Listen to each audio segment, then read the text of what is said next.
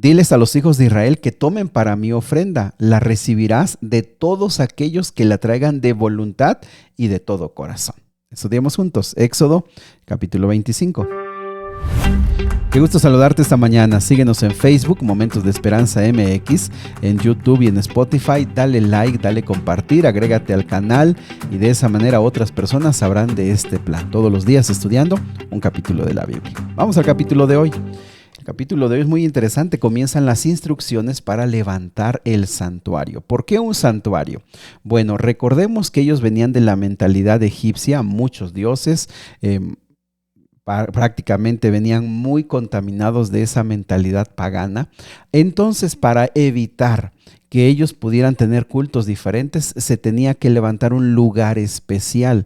También, aunque ellos sabían, y más adelante se explica, un lugar no puede contener la presencia de Dios. Sin embargo, sería un lugar apartado, especial, dedicado para la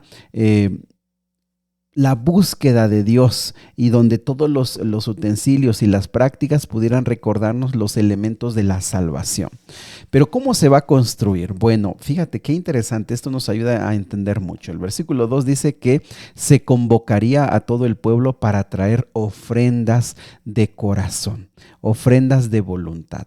Mis amigos, ellos habían obtenido ciertas riquezas. Recordemos que ellos habían negociado, tenían ovejas, pero bueno, cuando cayeron ya en la opresión y en la esclavitud, pues mucho de eso lo perdieron. Pero también cuando salieron de Egipto, recordemos que ellos despojaron y los egipcios de voluntad también entregaron muchas riquezas. Así que aquí vemos dos elementos, lo que recibieron y lo que ellos habían trabajado, ahora tenían la oportunidad para poder dar una ofrenda especial.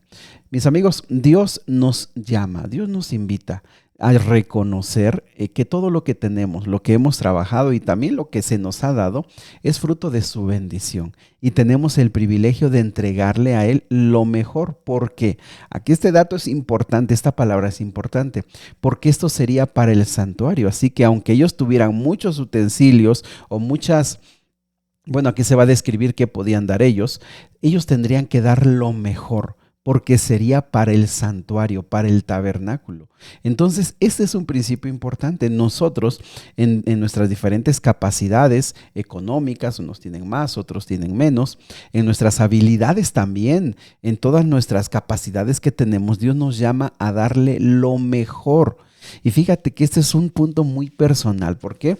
Porque pues si alguien tiene muchas capacidades y también muchos recursos, tiene también la tentación, como el que no tiene mucho, de decir, bueno, esto es lo que me queda o esto no es, esto como que me sobra, y darle al Señor no lo mejor. Y ese es un punto importante. El Señor espera de nosotros lo mejor. Bueno, de otra forma dicho, cuando realmente nosotros amamos a Dios, cuando realmente nosotros profesamos un amor sincero a Dios, nosotros queremos darle lo mejor de nuestros recursos, de nuestro tiempo, de nuestras energías, de nuestros dones y talentos para honrarlo a Él.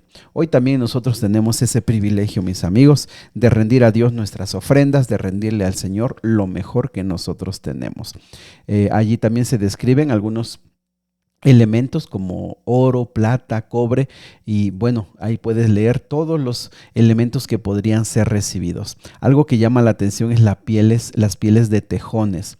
Algunos, bueno, cuando se analiza esta palabra hay varias posibilidades. La primera es que la palabra en sí misma significa o describe ciertos animales más parecidos como a las focas, animales marinos, animales del agua, y que sus pieles, como estas pieles iban a ser puestas en el exterior del santuario, como que estas pieles serían muy resistentes. Otros consideran que estos tejones también se refiere a un tipo de tejón de la miel que radica en esos lugares y que también actualmente es conocido como una de las pieles más resistentes, más durables que este animalito tiene. Bien, pues todo eso lo podrían llevar. El versículo 8 dice que era para construir el santuario, como estamos comentando, y habitaré en medio de ellos. Básicamente la presencia de Dios se vería en el arca, en esa pequeña nube, en ese resplandor, se definiría, aquí está el Señor con nosotros. Fíjate cómo en el Nuevo Testamento Jesús se le hace llamar Emmanuel, Dios con nosotros. Bueno, en el Antiguo Testamento aquí está también la presencia. Dios está en medio de su pueblo. Y ahora nosotros, mis amigos, que somos cristianos y que amamos a Dios, nosotros tenemos la presencia de Dios a través del Espíritu Santo. Allí está con nosotros. Así que lo que vemos es que si el ser humano quiere, Dios siempre está presente allí. Bueno, también el versículo 9 dice que lo iba a hacer conforme al modelo que yo te muestre. En Hebreos estudiamos que efectivamente en el cielo hay un santuario y que Moisés tuvo una visión acerca de ese santuario, y aunque lo que se hizo en esta tierra era muy débil, era una sombra, dice Pablo en Hebreos, sin embargo se copió. Se vio el modelo que estaba en el cielo y de allí se trajo el modelo a la tierra. Versículo 9 dice: el diseño del tabernáculo y el diseño de todos los utensilios, así lo haréis. Entonces, nosotros vemos, ya lo estudiamos ampliamente en Hebreos, como en el cielo hay un santuario y también Jesús es el sumo sacerdote que presenta los sacrificios y también trabaja en la salvación del ser humano. Bueno, eso ya lo estudiamos. También hay dos elementos más. El versículo número 10 hasta el versículo número 22 se presenta el arca del testimonio. El versículo 10 dice que esta arca se construiría de madera de acacia, se dan las medidas. Muchos israelitas tenían bien presente el tema de la construcción porque ellos se dedicaron en Egipto a construir, así que tenían estas habilidades. Se describe esta arca. Recordemos que esta arca es conocida como el arca del pacto, y que de lo más importante es que tendría dentro de esta arca las tablas de los mandamientos de Dios. Así que, mis amigos, esta arca será lo más sagrado, lo más especial, porque allí está la presencia de Dios, pero también está el pacto, estos mandamientos en los que el ser humano, los israelitas, se comprometieron a poder vivir de acuerdo a las ordenanzas de Dios.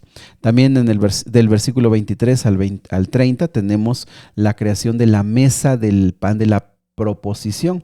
Esta era una mesa, como aquí la podemos ver, que se ponían sobre esta mesa 12 panes que simbolizaban cada pan una de las tribus, y básicamente era como una representación. Bueno, estos panes se dejaban toda la semana, se cambiaban el día sábado, y eran una representación de que Dios era el que daba el sustento a su pueblo, es el que daba el alimento, era la confianza de que Dios iba a sostener al pueblo. En el Nuevo Testamento Jesús dijo: yo soy el pan de vida. ¿Te acuerdas? Ya lo leímos: yo soy el pan de vida. Así que esta mesa también estaba ahí en el santuario y daba esos elementos para recordar lo que Dios quería enseñarle al pueblo. Y mis amigos, yo creo que también nosotros debemos comprender esto para nuestra vida, esta confianza y esta certeza de que Dios está poniendo elementos en el santuario importantes para nosotros, porque usted y yo decimos: quiero ganarme o quiero tener el pan de cada día. Hablando de nuestras necesidades, hablando de lo elemental que necesitamos para vivir. Dios aquí nos recuerda: yo estoy atento a tus necesidades, para mí es una prioridad, en mi santuario hay una mesa para recordarte que yo te voy a sostener. Así que, mis amigos, en medio de estos tiempos, bueno, siempre ha habido tiempos difíciles, la verdad. No podemos ver una época en la historia del ser humano, en el mundo, en el que no haya sido difícil en uno o en otro lugar. A nosotros nos ha tocado vivir estos tiempos también difíciles, y recordemos, el Señor está atento a nuestras necesidades. Confiemos, trabajemos, esforcémonos, pidamos al Señor inteligencia, sabiduría, iniciativa, capacidad para enfrentar las adversidades, pero finalmente lo más importante, Señor, confiamos en que tú eres el que va a proveer el pan. Del versículo 31 al versículo 40 se dan las instrucciones para hacer el candelero de oro. Este candelero era de oro puro y tendría 7 brazos. Este candelero iluminaría el santuario y sería pues la fuente de luz para que se pudieran hacer los trabajos, y también de alguna manera representaba la presencia de Dios que iluminaba. Mis amigos, Jesús dijo: yo soy la luz del mundo, dijo Cristo Jesús. Así que si nos damos cuenta, Jesús tomó también los elementos del santuario para describir los que en él se estaban cumpliendo. Y básicamente, amigos, si lo vemos en una aplicación para nuestra vida, pues cuando nosotros estamos entre decisiones, cuando nosotros estamos pensando qué hacer, pues Jesús es la luz para guiarnos a tomar decisiones de acuerdo a la capacidad, a la inteligencia que nos ha dado. Pero también cuando nosotros pasamos por momentos de muchas preocupaciones, de mucha ansiedad, recordemos, Dios es la luz. El Señor es mi luz, el que me puede dar la capacidad de entender que aún las adversidades más grandes van a pasar. Mis amigos, creo que estos elementos yo te invito para que tú los leas con calma y podamos nosotros ver que lo que se puso allí ayudaba a los israelitas para tener certezas de la vida cotidiana. Tú y yo también las podemos tener. No tenemos ya un santuario, pero sí tenemos estas necesidades, y ahora yo te invitaría para que en tu casa tengas un lugar donde tú estudies, un sillón, un rincón, un espacio al lado de tu cama. Yo no sé dónde, si tuvieras un despacho, tuvieras una oficina en tu casa, donde tú tengas un lugar especial, que digas, aquí yo cuando me siento es para orar, para abrir la Biblia, para estudiar. Podría yo decir que ese es tu santuario en tu casa, ¿verdad? Ten la confianza de que el alimento, pues Dios sabe tus necesidades y Él es la luz de tu vida. Querido Padre, gracias porque nos ayudas a recordar y a entender cómo se construyó ese santuario. Y qué importante que tú querías estar en medio de tu pueblo, querías estar con ellos para que ellos comprendieran que sus adversidades, donde quiera que fueran, tú las estabas viendo. Padre, ven a nosotros, ven con nosotros a nuestro hogar, a nuestra vida. Danos la certeza de que estás a nuestro lado y que tú también sabes cómo nos sentimos y qué vivimos. Te lo pedimos, Señor, en Jesús. Amén. Que Dios te bendiga. Sigue estudiando tu Biblia, sigue orando. El Señor quiere escucharte.